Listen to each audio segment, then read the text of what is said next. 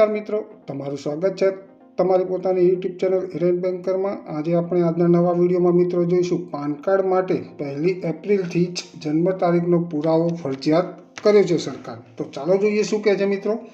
તો કે 1 એપ્રિલથી પાન કાર્ડ માટે અરજી કરવા જન્મ તારીખનો પુરાવો આપવો ફરજિયાત કરી દેવામાં આવ્યો છે। નવી અરજીમાં હવે જન્મનું પ્રમાણપત્ર આપવું ફરજિયાત રહેશે મિત્રો। હાલમાં ઘણા લોકો માત્ર આધાર કાર્ડની નકલ રજૂ કરીને પાન કાર્ડ માટે અરજી કરતા હતા, પરંતુ 1 એપ્રિલ 2026 પછી માત્ર આધાર કાર્ડ જોડેલી પાન કાર્ડ માટેની અરજીને માન્ય રાખવામાં આવશે નહીં મિત્રો। પાન કાર્ડની અરજી કરવા માટેના માન્ય દસ્તાવેજોમાં જન્મનું પ્રમાણપત્ર, મતદાતા તરીકેનું ઓળખપત્ર, matriculation certificate, school learning certificate, driving licence અને પાસપોર્ટ જ માન્ય ગણવામાં આવશે મિત્રો।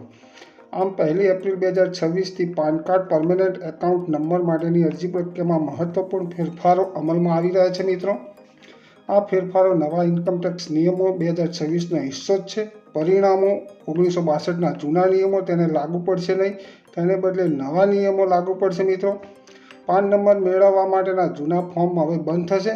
પાન કાર્ડની અરજી કરવા માટેનું જૂનું ફોર્મ નંબર 49A અને 49AA હવે બંધ કરવામાં આવશે અને તેના બદલે નવા ફોર્મ નંબર 93 દાખલ કરવામાં આવશે મિત્રો।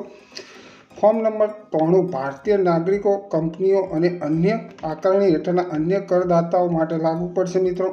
જૂનું ફોર્મ નંબર 49A નીકળી જશે, તેમજ ફોર્મ નંબર 95 વિદેશી નાગરિકો અને હસ્તીઓ એન્ટિટીઝ માટે જૂના ફોર્મ નંબર 49AAની જગ્યાએ લાગુ કરવામાં આવશે મિત્રો। તેમજ ફોર્મ નંબર 135 તાન અરજી માટે જૂના ફોર્મ નંબર 49Bની જગ્યાએ નવું ફોર્મ નંબર 135 ભરવાનું રહેશે મિત્રો। 31 માર્ચ 2026 પછી જૂના પ્રિન્ટેડ ફોર્મ માન્ય રહેશે નહીં મિત્રો। નામમાં સચોટતા ફરજિયાત છે મિત્રો।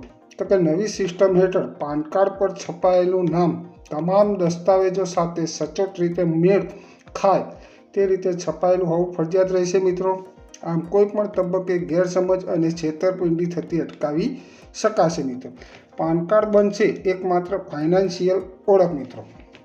તો કે ઇન્કમટેક્સ વિભાગના પાન કાર્ડને જ કરદાતાની એકમાત્ર નાણાકીય ઓળખ તરીકે મજબૂત બનાવવાની દિશામાં આગળ વધી રહી છે। તેની સાથે બાયોમેટ્રિક માહિતી પણ જોડાયેલી રહેશે। નવા પાન કાર્ડમાં એડવાન્સ QR કોડ મૂકવામાં આવશે।